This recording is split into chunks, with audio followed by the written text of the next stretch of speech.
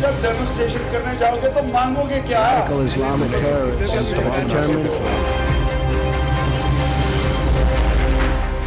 दो सरहदों की कशीदगी इंसानियत पर जुल्म ढा रही है। इंडिया ने मेडिकल वीजे बंद किए तो दिल, जिगर और गुर्दे के अमराज में मुब्तला पाकिस्तानियों पर इलाज के दरवाजे ही बंद हो गए। मोबाइल टावर कैंसर फैला रहे हैं, कई साल से सिग्नल आ रहे हैं, हुकूमत तक अब पहुंचे। चौधरी निसार ने कॉन्फ्रेंस बुलाने की खबर दे दी, एक्शन का फैसला बाद में होगा। मौसमियाती तब्दीली के असरात आम पर भी पड़ने लगे। पंजाब में पैदावार में 50% कमी हो गई। इस बार आम तो आम, गुठलियों के भी दाम देना पड़ेंगे।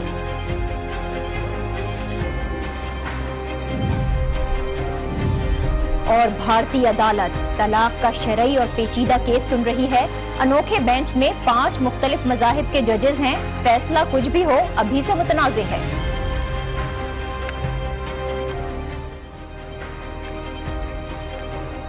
अस्सलाम वालेकुम, आप देख रहे हैं न्यूज़ विद नाजिया और मैं हूं नाजिया अशर। इंसानियत की कोई सरहद नहीं होती, लेकिन रियासती सरहदें इंसानी जज्बों को भी कैद कर लेती हैं। पाक भारत बॉर्डर पर बढ़ती हुई टेंशन ने जरूरतमंदों और दुखी अवाम को परेशान किया है। वो लोग जो बीमार हैं और भारत में जाकर इलाज करवाना चाहते हैं, या वो लोग जिनके बच्चे मूजी अमराज में मुब्तला हैं और इलाज भारत में ही हो सकता है, वो बीमार दो कशीदा सरहदों के दरमियान लाचारी और बेबसी की तस्वीर बने हुए हैं, क्योंकि भारत ने पाकिस्तानियों को मेडिकल वीजे देना बंद कर दिए हैं।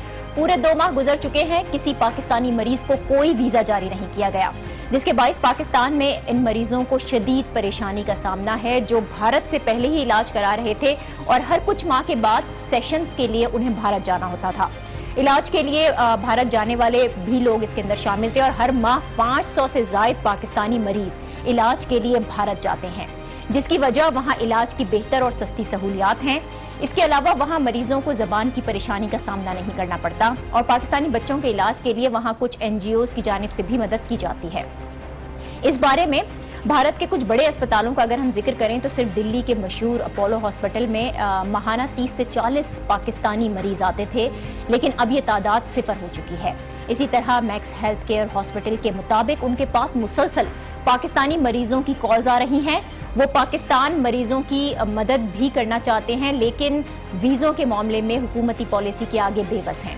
ये मसला बहुत संगीन है, जिस पर दफ्तर खारजा भारतीय हाई कमिश्नर को तलब कर चुका है और कल DGISPR major general Asif Ghafoor ने भी इस बारे में बात की थी। उन्होंने क्या कहा था, जरा सुनिए।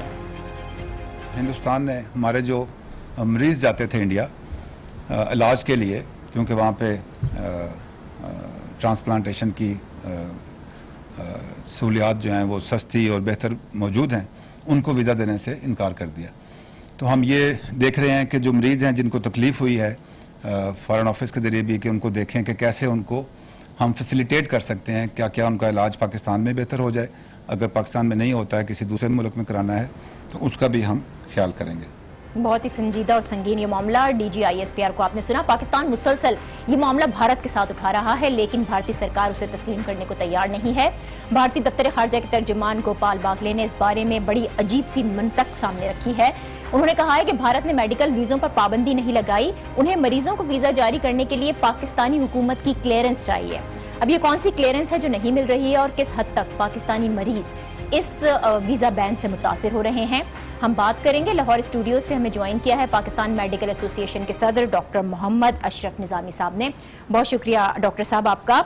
बड़ी तादाद में मुख्तलिफ अमराज में मुब्तला मरीज़ यहाँ से भारत जाते हैं, क्योंकि ज़ाहिर ट्रांसप्लांटेशन की बड़ी अच्छी और सस्ती सहूलियात वहाँ पर दस्तयाब हैं। अब ये जो वीज़ा बैन लगा है, पिछले 2 महीने से बिल्कुल वीज़ा नहीं मिल रहा है, कितनी बड़ी तादाद में मरीज़ मुतासिर हो रहे हैं? बहुत शुक्रिया जी। मैं एक अर्ज़ करना चाहूँगा कि it is not matter of the सस्ते या महंगे होने का या सहूलियात के फुकदान का पाकिस्तान के अंदर, और ये सहूलियात सिर्फ इंडिया के साथ ही हैं। हम एज़ पाकिस्तान मेडिकल एसोसिएशन ये समझते हैं कि ये एक आज़ादी का अमल है और हर इंसान को ये हक हासिल है कि वो जहाँ से अपना इलाज करवाना चाहे वहाँ से उसे इलाज करवाना चाहिए। देखिए, आप बेहतर समझती हैं कि इंसानी तारीख के अंदर जो सबसे बड़ी जंगें हुई थी वो फर्स्ट वर्ल्ड वॉर थी और सेकंड वर्ल्ड वॉर, और उसके साथ ये कौमों के दरमियान ये मुआहिदा मौजूद है, जो सोसाइटीज़ के दरमियान मुआहिदा मौजूद है कि हालत जंग के अंदर भी जो मेडिकल कैंप्स होते हैं, जो स्कूल्स होते हैं, आबादियाँ होती हैं, वहाँ पे बमबारी नहीं की जाती और उन लोगों को बाकायदा तौर पे एक रास्ता दिया जाता है कि जो कि वो अपनी आज़ादी के साथ और अपनी सहूलतें जो हैं उनको वहाँ से ले सकते हैं। बैन ही यहाँ पे अब पाकिस्तानी मरीज, मतलब पाकिस्तान से, इंडिया से people they visit, go to America, go to England, कहीं भी जा सकते हैं। लेकिन मामला है क्या, मसला, अगर आप मसले पर आ जाएं और वजाहत से जरा बताएं कि ये मसला फिर आकर फंस कहाँ पर रहा है? देखें, इसमें एक पॉलिटिकल जो इन्फ्लुएंस हो वही है और भारत की तरफ से अनफॉर्चुनेटली जो ये एक अग्रेसिव किस्म के इक़दाम आ रहे हैं, मतलब people they speak about people to people connections की बात करते हैं लोग, सोशल जो हैं, कल्चरल जो एक्टिविटीज़ हैं उनके साथ समझते हैं कि उनको, और उन सारे इन मामलाजात को सेहत के जिसके साथ आती है, इलाज मुआलजे की जो सहूलतें हैं उनकी प्रोविजन की जो बात आती है, उसके अंदर किसी किस्म के भी मुल्की ताल्लुकात उसमें माने नहीं होते। They may have some restrictions or so on. ठीक है, तो डॉक्टर साहब, लेकिन इस सारे मामले पर हमने भारत में भी बात करने की कोशिश की है और भारत का जो मौकिफ सामने आ रहा है वो ये कह रहे हैं कि मेडिकल वीजे बंद नहीं हुए हैं, पाकिस्तानी हुकूमत की जानिब से उन्हें क्लियरेंस दरकार है जो नहीं मिल रही है। आपकी मालूमात में है ये कौन सी क्लियरेंस है जो 2 माह से नहीं मिली है? मैं अर्ज करता हूँ नाजिया, देखें, बहुत सी चीज़ है कि आप किसी चीज़ को रिफ्यूज़ नहीं करते हो, लेकिन आप इतनी उलझने पैदा कर देते हो कि कोई शरीफ आदमी जब उसको हसूल ही नहीं, नामुमकिन बना देते हैं, प्रैक्टिकली नामुमकिन बना देते हैं। इंटरनेशनल कम्युनिटी के अंदर वन कैन से कि जी नहीं, हम लोग तो बिल्कुल है, और पाकिस्तान से जब भी कोई जाता है, अगर हुकूमत पाकिस्तान ने पासपोर्ट दे दिया तो दैट मीन्स अ पर्सन और the national of Pakistan is allowed to go out until and unless कि उसके अगेंस्ट या कोई ऐसी चीज़ ना मौजूद हो कि जो वो मुल्क को छोड़ के या बाहर वो जा नहीं सकता। तो मैं समझता हूँ कि ये एक नहायत ही अनफॉर्चुनेट किस्म की एक दलील है हुकूमत हिंद की तरफ से, अगर ये बात आती है कि जी पाकिस्तान की तरफ से NOC हो कि जी इलाज के लिए हमने इंडिया जाना हो। भाई पासपोर्ट जब दे दिया तो what else NOC is there? तो ये इटसेल्फ इज एन NOC, जो कि डॉक्यूमेंट एक दे दिया हुकूमत पाकिस्तान ने कि आप मुल्क से रिक्रिएशन के लिए जाना चाहते हैं, नौकरी के लिए जाना चाहते हैं, सेहत की सहूलतों के लिए जाना चाहते हैं, this is the certificate by the government of the Pakistan. तो आप कहीं भी जाएं, चले जाएं, अमेरिका चले जाएं, बरतानिया चले जाएं, इंडिया चले जाएं, जिन ममालिक के लिए इजाजत हुकूमत नहीं देती, it is stamped over there, तो लिखा होता है कि ये फला ममालिक के लिए ये डॉक्यूमेंट जो है वैलिड है और वहां पे कोई भी पाकिस्तानी शहरी जा सकता है। Then it is true for the Indians, then it true for any country जो कि दुनिया के अंदर पहले से तो इस मंतक को तो मैं समझता हूं नाजिया, ये मंतक ही बड़ी अजीब सी है। ठीक है, जो मरीज पहले से भारत जा रहे थे, अपना इलाज करवा रहे थे और हर कुछ माह के बाद उनको मुख्तलिफ सेशंस के लिए या चेकअप के लिए इंडिया जाना होता है, वो इस मसले से जाहिर है ज्यादा मुतासिर हुए होंगे, तो अब कोई फौरी तौर पर इसका हल तलाश किया जा सकता है? मैं समझता हूँ बिल्कुल इसका हल तलाश किया जा सकता है। एक तो जो बुनियादी इंसानी हकूक की तंजीमें हैं, whether they are in Pakistan और they are across the border, they should speak about it, और उनको सामने आना चाहिए इंसानी हकूक की तंजीमों को। और बैन ही मैं समझता हूँ कि हुकूमत के अंदर जो अकाबरीन है, भले वो पाकिस्तान में हो या इंडिया के अंदर मौजूद हो, दे शुड स्पीक अबाउट इट, कि उन लोगों को, उन दुखी इंसानियत को, जो लोग समझते हैं कि हम अपना इलाज वहाँ इंडिया से करवाना चाहते हैं, they should not be deprived, और उनको यह हक हासिल होना चाहिए कि जाके अपना इलाज करवा सकें और आने जाने के लिए बिलखसूस सेहत के मामला के अंदर किसी किस्म की कोई पाबंदी नहीं होनी चाहिए। इसका हल मैं समझता हूँ कि यही है, और हमारे फॉरेन ऑफिस को भी इस मामले में भारतीय मेडिकल एसोसिएशन से आपकी कोई बात हुई है कि वो लोग अपनी हुकूमत के सामने ये मामला उठाने को तैयार हैं? क्योंकि हमारी जितनी एसोसिएशन से और वहां पर जो NGO से बात हुई है, वो इलाज तो करना चाहते हैं लेकिन वो खुद भी इस गैर एलानिया पाबंदी से खुश नहीं है। देखें, जो भी कोई तंजीम होगी, ये खुश या नाखुश की बात नहीं है, तो ये तो बहुत हैरत की बात है। लेकिन हम लोग अभी तक, मतलब आई विल स्पीक अबाउट कि अभी कुछ दिन पहले ही यहाँ पे हमारी सार्क कंट्रीज़ की ऑर्थोपेडिक एसोसिएशन जो है सार्क कंट्रीज़ की है, और बाकी भी गायनी की हमारी सार्क कंट्रीज़ की ऑर्गेनाइजेशन है, उसमें इंडियंस भी आए, हुकूमत पाकिस्तान ने उनको वीज़े भी दे दिए और there was no problem. I believe ऐसा कोई लंबा चौड़ा कोई मसला नहीं था कि मेडिकल प्रोफेशनल्स को यहाँ आने की खातिर। फिर हमारे यहाँ जो सिख यात्री आते हैं, हिंदू लोग जो आते हैं, जो भी पाकिस्तान की तरफ आते हैं, मुझे ऐसे तहजीबी और जो मजहबी रसूमात के हवाले से जो इंडिया से आते हैं, मेरी इतलात के मुताबिक हुकूमत पाकिस्तान की तरफ से ऐसी कोई बंदिश या ऐसा कोई मसाइल का वो नहीं है। और रही बात के इंडियन मेडिकल एसोसिएशन की, we are member to all them. अभी पीछे कुछ 3-4 माह पहले हमारी हुई थी चाइना के अंदर, चाइना मेडिकल एसोसिएशन की दावत के ऊपर हम लोग गए थे पाकिस्तान से। वर्ल्ड मेडिकल एसोसिएशन आई थी, अमेरिकन मेडिकल एसोसिएशन थी, ब्रिटिश थी, इंडियन मेडिकल एसोसिएशन भी वहाँ पे थे। तो उनके साथ हमारे रवाबत, हमारी जो बातचीत, वो सारी की सारी, we believe in humanity as a doctor.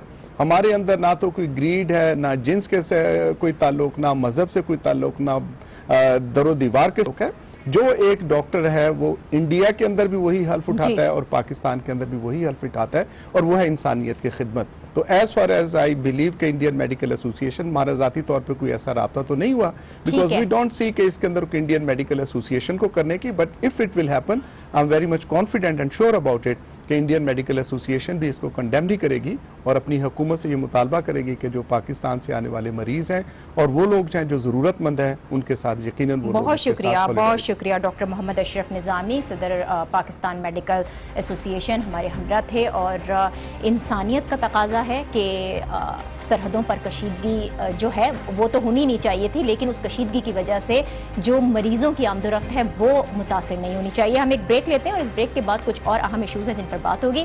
देखते रहिए न्यूज़ आवर विद नाजिया।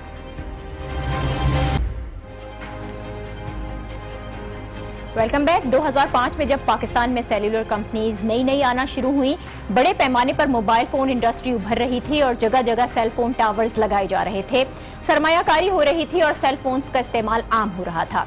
उस वक्त वफाकी काबीना के सामने एक रिपोर्ट पेश की गई थी जिसमें यह इंकशाफ किया गया था कि मोबाइल फोन टावर्स इंसानी सेहत के लिए खतरा साबित हो सकते हैं, क्योंकि इसके अतराफ में एक मैग्नेटिक फील्ड बन जाती है जो कई खतरनाक बीमारियों का बायस बन सकती है। लेकिन इसके बावजूद हुकूमत की जानिब से कोई एक्शन नहीं लिया गया। मोबाइल फोन टावर्स बढ़ते गए, आम आबादियों में उनकी तनसीब भी जारी रही और 2005 में जिस वक्त ये रिपोर्ट वफाकी काबीना को पेश की गई, उस वक्त मोबाइल फोन टावर्स की तादाद 5236 थी। लेकिन अगले ही साल यानी 2006 में ये तादाद 10,109 हो गई, जो गुजरते वक्त के साथ डबल होती जा रही है। और इस वक्त हाल ये है कि हर गली मोहल्ले में, घरों की छतों पर आपको बासानी मोबाइल फोन टावर्स लगे नजर आ जाएंगे।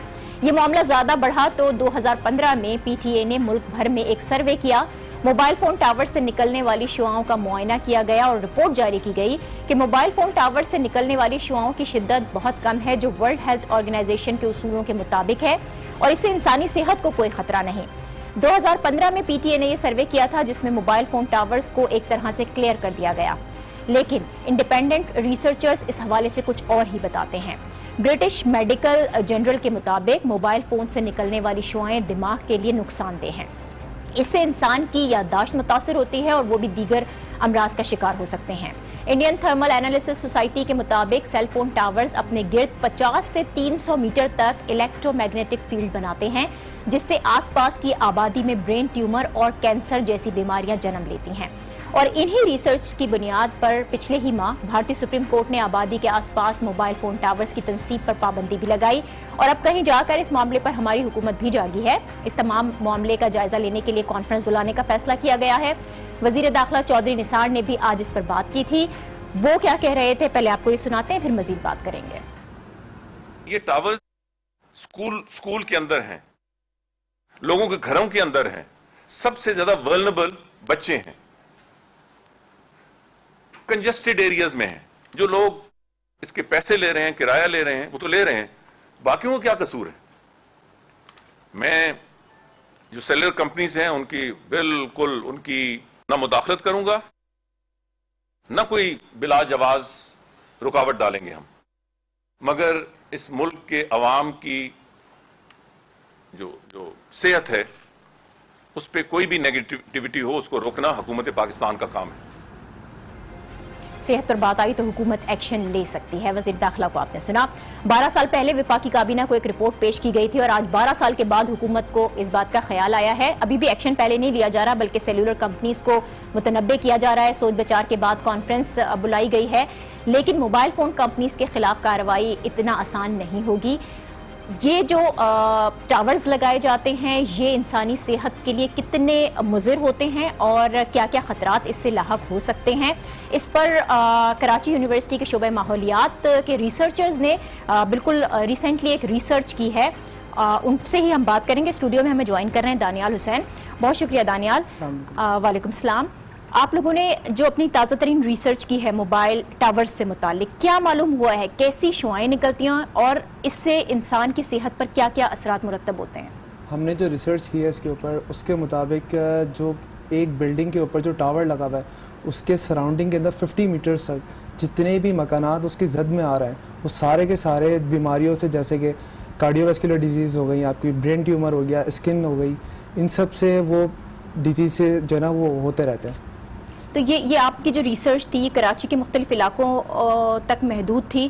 पूरे कराची में आपने जो मोबाइल टावर्स थे उन पर रिसर्च करने के बाद ये मालूम किया कि उनका जो है अहाता कितना है और कितने असरात ये मुरतब कर रहा है? जी, क्योंकि जब ये टावर्स लगाए जाते हैं तो इनकी एक फ्रीक्वेंसी सेट की जाती है, उस फ्रीक्वेंसी तक इनकी रेंज जाती हैं और ये रेंज जो इसमें से निकल रही होती है वो इलेक्ट्रोमैग्नेटिक वेव्स होती हैं जो कि इंसानी दिमाग को ऐसे आप कह लें कि ये फ्राई कर देती हैं।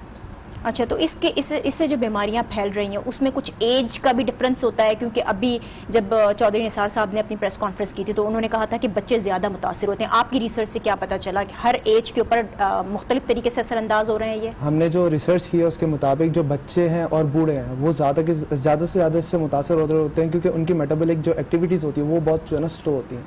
अच्छा, तो इस पे फिर इसको किया क्या जाता है? इसका कोई हल निकाला जाता है? क्योंकि आबादी से तो ये मोबाइल टावर्स एकदम से सारे हटा देना आसान काम नहीं होगा। इसका हल एज सच कोई नहीं है। इसका जो है ना क्या नाम है, एक अलग से जो क्या नाम है इनडायरेक्ट आता है सिचुएशन, वो अगर डाल दे तो वो ज़्यादा अच्छा रहेगा। तो इसके लिए कोई कंक्लूजन आप लोगों की रिसर्च का क्या निकला था? कंक्लूजन तो टेलीकम्युनिकेशन वाले ही दे सकते हैं हमें, हमने तो खाली रिपोर्ट तैयार की और वो जमा करवानी है। तो उसके लिए कोई क्वेश्चन रेस किए थे आपने? नहीं, ऐसा कुछ नहीं किया, लेकिन कंक्लूजन जो है वो पीटीए की जानिब से ही दिया जा सकेगा। जी, बहुत शुक्रिया। दानियाल हुसैन हमारे साथ थे, शोबा माहौलियात कराची यूनिवर्सिटी के स्टूडेंट, जिन्होंने ताज़ा तरीन रिसर्च की थी सेलुलर कंपनीज जो मोबाइल टावर्स लगाती हैं वो आबादी के ऊपर किस कदर असरअंदाज हो रहे हैं, उससे क्या क्या बीमारियाँ फैल रही हैं, इस पर हमने बात की। और अब हम अपनी अगली स्टोरी की तरफ आते हैं और हमारी अगली स्टोरी है गर्मियाँ क्योंकि आ चुकी हैं और हम सबको बेसब्री से आम का भी इंतज़ार है। पाकिस्तान का शुमार उन ममालिक में होता है जहाँ आम की मुतादिद अक़साम पाई जाती हैं। हम आम का एक बड़ा एक्सपोर्टर तस्वुर किए जाते हैं और हमारे यहाँ के जो आम होते हैं बड़े जायकादार और मज़ेदार भी होते हैं। यही वजह है कि हम हर साल आम की पैदावार का 7% दुनिया भर में भेजते हैं, लेकिन इस साल शायद ऐसा मुमकिन ना हो सके। हो सकता है कि पाकिस्तान इस साल आम एक्सपोर्ट ना कर सके, जिसकी बड़ी वजह मुल्क भर में आम की फसल का मुतासिर होना है। खुसूसन पंजाब की तरफ अगर अब हम आएँ तो इस साल आम की पैदावार में 50% तक कमी देखने में आई है। वो पंजाब जो हर साल आम की फसल में 2/3 हिस्सा डालता है, जहां आम की मशहूर अक़साम सिंधड़ी, चौंसा और वाइट चौंसा पैदा होता है, वहां इस बार आम की फसल आधी हुई है, जिसकी बड़ी वजह ये बताई जा रही है कि जो मौसमियाती तब्दीलियां हो रही हैं वो बहुत असरअंदाज हो रही हैं। मिसाल के तौर पर इस साल मार्च में मौसम ठंडा रहा, इतनी गर्मी नहीं पड़ी जितनी आम की फसल को दरकार होती है। फिर एकदम इतनी ज़्यादा गर्मी पड़ी कि बड़ी तादाद में आम को नुकसान पहुंचा। बची कुची जो कसर थी वो डस्ट स्टॉर्म ने भी पूरी कर दी है। यही वो तमाम तर वजूहात हैं जिनकी बिना पर खदशा है कि इस साल आम एक्सपोर्ट नहीं किए जा सकेंगे। ये मामला कितना अहम है और इस किस्म की जो मौसमियाती तब्दीलियां हैं इससे निपटने के लिए किया क्या जा सकता है, इस पर हम बात करेंगे। इस्लामाबाद स्टूडियो से हमें ज्वाइन कर रहे हैं फ़ख्र इमाम साहब, साबिक स्पीकर कौमी असम्बली हैं और इन दिनों मुल्तान में मुतहरिक काश्तकार के तौर पर काम कर रहे हैं। बहुत शुक्रिया फ़ख्र इमाम साहब आपका। इस साल आम की फसल किस हद तक मुतासिर हुई है और ये सिर्फ पंजाब में हुआ है या आपने दीगर सूबों में भी इसी तरह की सूरत हाल हमें देखने को मिलेगी? जहाँ तक मेरी इत्तला है जी कि इस मरतबा जो आम का फसल है वो क्योंकि जनूब पंजाब का बहुत बड़ा एक मेन अहम तरीन फसल है और अभी तक जो तज्ज़िया किया गया है, असेसमेंट की गई है, ख्याल यही है कि इसके जो 2 मेजर क्लस्टर्स हैं, एक रहीम यार खान में इसका बहुत बड़ा क्लस्टर है और दूसरा मुल्तान ज़िला, खानेवाल ज़िला और मुजफ्फरगढ़ ज़िले के ये 3 मेजर क्लस्टर हैं। तो उनके जो अभी तक असेसमेंट की गई है जी, फ्रूटिंग तो लग चुकी है फ्लावरिंग के बाद और ये कहा जा रहा है कि पिछले साल जबकि पैदावार बहुत अच्छी थी और पाकिस्तान की पैदावार तकरीबन 17 लाख टन थी और पंजाब तकरीबन 2/3 जो है फसल वो पैदा करता है पाकिस्तान का, तो असेसमेंट ये है कि इस मरतबा ये जो क्लाइमेट चेंज और ये जो टेम्परेचर कभी ज़्यादा कभी कम जी। जो गैर मुतवक्के तरीके से आया इस साल, उसने आम की फसल ख़ास तौर पर रहीम यार ख़ान और मुल्तान के गिरदोनवा में उसको काफ़ी मुतासर किया। ठीक है फ़खर इमाम साहब, अगर हम इस साल आम एक्सपोर्ट नहीं कर पाए तो एक्सपोर्टर्स तो इससे मुतासर होंगे ही, लेकिन काश्तकारों और मईशत के लिए बहैसियत काश्तकार आप क्या समझते हैं कितना बड़ा एक्सपोर्ट तो होगी, क्योंकि सिर्फ 7% हमारी प्रोडक्शन की एक्सपोर्ट होती है, तो मेरा नहीं ख्याल कोई ख़ास फ़र्क पड़ेगा, क्योंकि 7% उसमें सिंध भी शामिल होता है और सिंध का सुना है क्रॉप तकरीबन नॉर्मल है। फिर काश्तकार को तो यकीनन नुकसान होगा, पर काश्तकार जो हैं अमूमन वो अपना जो बागात होते हैं वो मिडल मैन को दे देते हैं, जो उनसे आड़ती होते हैं वो उनसे ले लेते हैं पहले ही, और फिर जब वो आड़ती आगे मार्केट में लेकर जाएगा तो जब उसकी पैदावार कम होगी तो यकीनन आड़ती और फिर जो काश्तकार है, जो उसका ओनर है, वो अपने दरमियान फिर उनका एक अपनी चलती है, क्योंकि उन्होंने फिर अगले साल भी देना होता है और उसके अगले साल भी, तो फिर वो आपस में कोई ना कोई कॉम्प्रोमाइज करते हैं, पर इसका नुकसान ठीक है ज्यादा जो है वो काश्तकार को होगा। हम खित्ते की बात करें ना, जो मौसमियाती तब्दीलियां हैं, ज़ाहिर है खित्ता ज्यादा मुतासिर है, ये मसला काश्तकारों के लिए बड़ा चैलेंज है, लेकिन इसका हल है क्या? क्या हम मौसम के लिहाज से अपनी काश्त की जो टाइमिंग है तब्दील करके इस मसले से निपट सकते हैं, या कोई ऐसा तरीका कार है कि हम मौसमियाती तब्दीलियों के मुताबिक अपनी काश्त की जो टाइमिंग है उसको ढालें, तो इस तरह से इस मसले से निपटा जा सकता है? असल में ये क्योंकि एक बिल्कुल एक नया फैक्टर आ गया है पाकिस्तान की ज़राअत के लिए, एक बहुत बड़ा चैलेंज भी है हमारे माहिरीन के लिए, और जितने भी हमारे माहिरीन हैं, हॉर्टिकल्चरिस्ट हैं, पोमोलॉजिस्ट हैं, उनको चाहिए कि इसका तजिया किया जाए और इनका जो टेम्परेचर की जो एक पूरी रेंज है फरवरी से लेकर या दिसंबर से लेकर अब तक, उसका मुतालिया किया जाए और देखा यह जाए कि उस वक़्त टेम्परेचर, ह्यूमिडिटी किस तरीके से चली है, क्योंकि यही वजूहात हो सकती हैं जिसकी बिना पर यह है। अब उसमें कोई ऐसा नया फैक्टर यानी कि कोई उसमें इरिगेशन आबपाशी में तब्दीली की जाए या कोई और चीज़ इसमें लाई जाए, ये मेरा ख्याल में एक, जैसे मैंने कहा, एक बहुत बड़ा चैलेंज है हमारे माहिरीन के लिए, और उनको चाहिए कि इसकी कोई गाइडलाइंस जो है वो काश्तकार को, अब तो तकरीबन सीज़न तो राइपनिंग की तरफ आ रहा है, हमारे आम सिंध के तो बहुत जल्दी शुरू हो जाएंगे, रहीम यार ख़ान के भी 2-3 हफ्ते तक, और हमारे बाकी जनूब पंजाब के भी 1 माह के बाद आम आना शुरू हो जाएगा। तो ये अगले साल के लिए हमें इस चीज़ को मद्देनज़र रखते हुए कि मुस्तकबिल में जो माहिरीन है वो एक गाइडलाइन दें कि हमें क्या करना चाहिए, जिससे हम ये जो मौसम की तब्दीली है जिसको हम क्लाइमेट चेंज कहते हैं, इसमें हम किस तरीके से काश्तकार के लिए सहूलतें वो फराहम की जाए, और कम से कम जो हमारा एक्सटेंशन सर्विसेज हैं, जो ज़राई हमारे महकमे हैं, और वो माहिरीन से, रिसर्च वालों के साथ मशवरे करें, और फिर एक ऐसी गाइडलाइन दी जाए जिससे हमारी जो पैदावार है वो ठीक है, गाइडलाइन तो फ्यूचर के लिए होगी। फ़खर इमाम साहब, इस साल आम की जो एक्सपोर्ट है उसका हदफ जो मुकर्रर किया गया है वो क्या है? रूस, चीन, ईरान बड़ी मंडियां हैं, लेकिन उन ममालिक की एक्सपोर्ट कम हुई है, इसकी भी वजूहात हैं कुछ?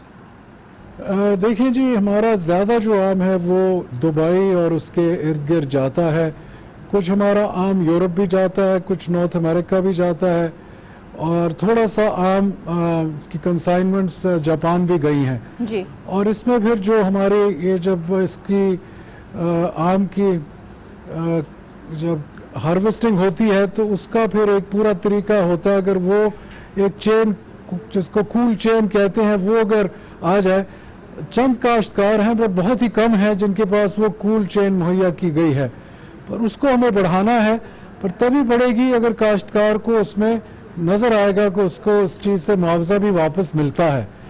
तो ये वो बातें हैं जिसके ऊपर हमने एक वैल्यू एडिशन की तरफ जाना है, और हमारा जो आम है मैं समझता हूँ ख़ास तौर पे जो ये 3 हमारी वैरायटीज़ हैं, सिंदड़ी, चौसा और सफ़ेद चौसा, जिसकी बड़ी बाहर मांग भी है, डिमांड भी है, और मेरे ख्याल में अगर इसका हम मार्केटिंग सही करें तो शायद जो पाकिस्तान के आम के फ्लेवर है, जायका है, वो किसी और मुल्क का नहीं मिलता। हमारे पड़ोस में इंडिया की प्रोडक्शन हमारे से बहुत ज़्यादा है, और उसका मेन जो प्रोडक्ट है अल्फांसो, पर हमारे ये जो 3 मैंने वैरायटीज़ बताई हैं मेरा ख्याल में ये उनकी तमाम तर वैरायटी से ज़्यादा सुपीरियर है। सिर्फ हमें मार्केटिंग जो है और हमने जो फखर इमाम साहब, फोकस करके हम मार्केटिंग आप गाइडलाइंस की बात कर रहे थे। हुकूमत को जाहिर है तब्दीलियों का अंदाजा भी होता है। आम या फिर दीगर जो फसलें उसकी काश्त के लिए हुकूमत कोई गाइडलाइन जारी नहीं करती। अगर करती भी है तो ये उसका अभी तक मेरा नहीं ख्याल इस हद तक आगे आता है, क्योंकि अब ये स्पेशलाइज्ड काम मैं समझता हो रहा है।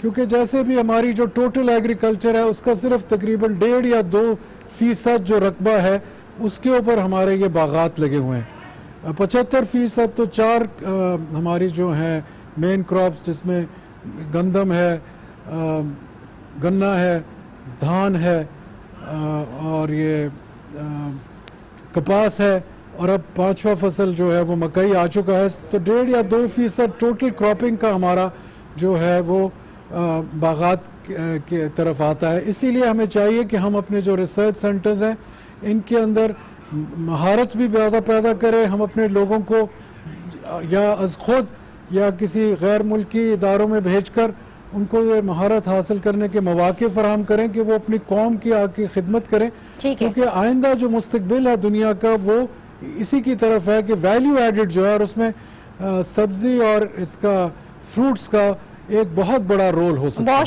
शुक्रिया फ़खर इमाम साहब, साबिक स्पीकर कौमी असम्बली और आमों के काश्तकार हमारे हमरा थे।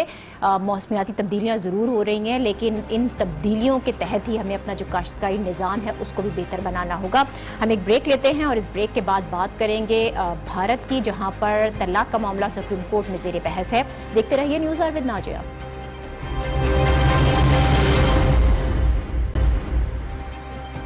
Welcome back. जदीद दौर के नए तकाज़ों में नए हालात बन रहे हैं जो हमारी ज़िंदगी पर बराह रास्त असरअंदाज होते हैं।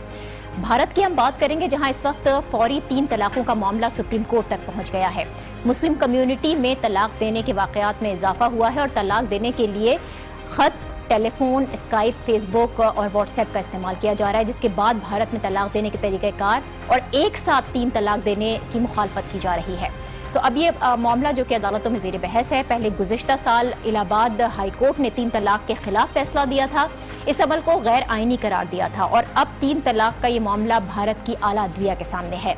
भारतीय सुप्रीम कोर्ट का 5 रुकनी बेंच है जो इस मुकदमे की समाअत कर रहा है, और इस बेंच में 5 मुख्तलिफ मज़ाहिब से ताल्लुक़ रखने वाले जजेस शामिल हैं। सुप्रीम कोर्ट का बेंच 3 तलाक से मुताल्लिक हर पहलू का जायजा लेगा और फिर इस पर कोई फैसला सुनाया जाएगा।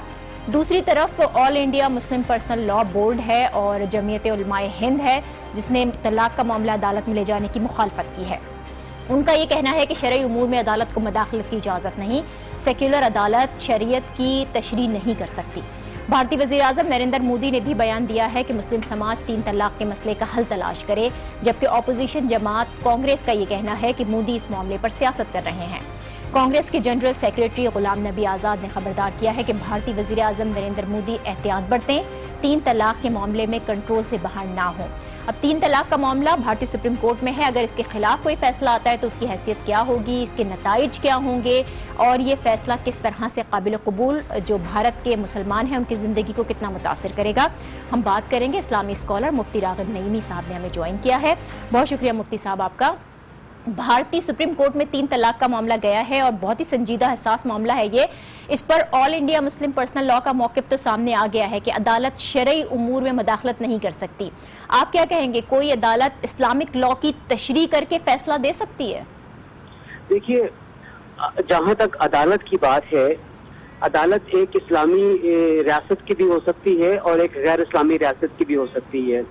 अभी हम जो पर्टिकुलरली बात कर रहे हैं वो एक गैर इस्लामी रियासत की अदालत की बात कर रहे हैं, जिसमें अभी आपने रिपोर्ट में बताया कि 5 जजेस पे मुश्तमिल बेंच है, जिसमें हर मजहब का एक जज बैठा हुआ है। तो जाहिर बात है सिर्फ मुसलमानों का एक ही वहाँ पे जज होगा, बाकी कोई हिंदू होगा, कोई क्रिश्चियन होगा, कोई पारसी होगा या कुछ और होगा। तो हम कैसे तवक्को कर सकते हैं कि एक हिंदू या एक क्रिश्चियन या किसी और गैर मजहब से ताल्लुक रखने वाला जज मुसलमानों की शरीयत की वजाहत कर सके और उसकी शरीयत के जो मुख्तलिफ उमूर हैं उनके ऊपर अपनी राय का इजहार कर सके, जो कि फैसले की सूरत में नाफिज हो। और जहाँ तक मामला है किसी इस्लामी मुल्क के अंदर अदालत की तरफ से इस किस्म के बेंच का बैठाए जाने का और वो शरीयत की हवाले से बात करे, जिस तरह पाकिस्तान के अंदर वफाकी शरीय अदालत है जो कि इवन अपने मामलात में भी उलमा को और उनकी राय को मद्देनजर रखती है, उसके बाद फिर किसी फैसले की तरफ जाती है। तो हम इस नतीजे में, इस सूरत हाल में इस नतीजे पर पहुंचते हैं कि इंडिया जैसे मुल्क के अंदर मौजूद सुप्रीम कोर्ट का ये बेंच शायद इस्लामी शरीयत उन उकदों को ना खोल सके जिनको खोलने की वो बात कर रहे हैं। तो मुफ्ती साहब, इलाहाबाद हाई कोर्ट की जानिब से जो फैसला आया था 3 तलाक के खिलाफ फैसला, वो पहले ही दे चुकी है। भारतीय सुप्रीम कोर्ट से भी इसी तरह का फैसला अगर आ जाता है तो फिर उसकी शरई हैसियत क्या होगी, क्या नताइज निकलेंगे? देखिए, शरई हैसियत तो कुछ भी नहीं होगी उसकी, वो एक कानूनी एक फैसला है, वो कानूनी फैसला रहेगा। और जहन में रखिएगा कि जो पर्सनल लॉ है वो अदालती फैसलों के इस तरह के मामलात को ना तस्लीम करता है। और ये तो एक सेकुलर मुल्क भी इस बात की इजाजत देता है कि आप अपने पर्सनल लॉ के मुताबिक अपनी जिंदगी को गुजारें। बाकी जो एक दीगर मज़ाहिब के मामलात हैं या जिन मज़ाहिब के अंदर तलाक का कॉन्सेप्ट ही नहीं है, वहाँ तो चलो शायद हम ही कह सकेंगे लैदगी करने के लिए कोई कानून ज़ाब्ता बन जाए, कानून बन जाए या अदालत कोई तशरीह कर दे। लेकिन इस्लामी कपल के लिए और मुसलमानों के लिए एक सेकुलर रियासत का इस किस्म का इक़दाम करना, मैं समझता हूँ कि मुसलमानों में इफ्तराक पैदा करेगा, इंतशार पैदा होगा और जिसका लामहला फ़ायदा दीगर मज़ाहिब के लोगों को पहुँचेगा। और मुसलमानों पर पाबंदी नहीं होगी, लाजिम नहीं होगा कि इस नज़ीर को बुनियाद बना के अपनी जिंदगियों का फैसला करे, क्योंकि मुसलमान दुनिया में जहाँ कहीं पर भी है वो अपना पर्सनल लॉ कुरान और नहीं तलाश करता है। मुफ्ती साहब, मैं आपसे एक सवाल यहाँ पर करना चाह रही हूँ, मुख्तसरन सा जवाब दीजिएगा कि जाहिर नया दौर है, नए तकाजे होते हैं, हालात भी नए होते हैं। इस्लामिक लॉ के तहत इजमा या इज्तिहाद की ज़रूरत होती है ऐसे मामलात में, इसका तरीक़ाकार क्या हो, क्या इस तरह से इस मामले को हल किया जा सकता है? देखिए मोहतरमा, जहाँ तक 3 तलाकों का मामला है, ये तो कुरान और हदीस की ऐसी वाज़ेह नस है जिसके खिलाफ कहीं पर भी इज्तिहाद नहीं हो सकता है। उलमा अगर आज इस पे इजमा करना चाहें तो उनका इजमा किसी दर्जे में कबूल नहीं किया जाएगा उलमा ही की तरफ से, इसलिए क्योंकि जो नस है, जो टेक्स्ट है, जो कायदा कानून ने, कुरान ने और हदीस ने ऑलरेडी दे दिया हुआ है, उसमें तो तब्दीली मुमकिन नहीं है। हाँ, अब नई बात जो आ रही थी व्हाट्सएप के जरिए या ईमेल के जरिए या फोन के जरिए दिया जाना, तो उसमें इस अमर की तहकीक लाजिम है कि जिसकी तरफ से व्हाट्सएप आया है क्या वाकईतन उसने अपने होशो हवास में वो तलाक नामा भेजा है या तलाक के अल्फाज, अगर फोन इस्तेमाल के तलाक के अल्फाज के हैं कि इस्लाम में तलाक ज़बानी भी हो जाती है और तहरीरी भी होती है। तो व्हाट्सएप एक तहरीर की सूरत में है, ईमेल तहरीर की सूरत में है और फोन के जरिए तलाक दिया जाना वो ज़बानी कहलाएगा। बहुत शुक्रिया मुफ्ती राग़िब नईमी साहब हमारे हमरा थे और इंतहाई संजीदा और हसास ये मौजू जिस पर भारतीय सुप्रीम कोर्ट में इस वक्त बहस जारी है उस पर इज़हार ख्याल कर रहे थे। आज के प्रोग्राम से इतना ही, कल आपसे फिर कुछ खबरों के साथ, तबसरों के साथ मुलाकात होगी। देखते रहिए न्यूज़ आवर विद नाजिया।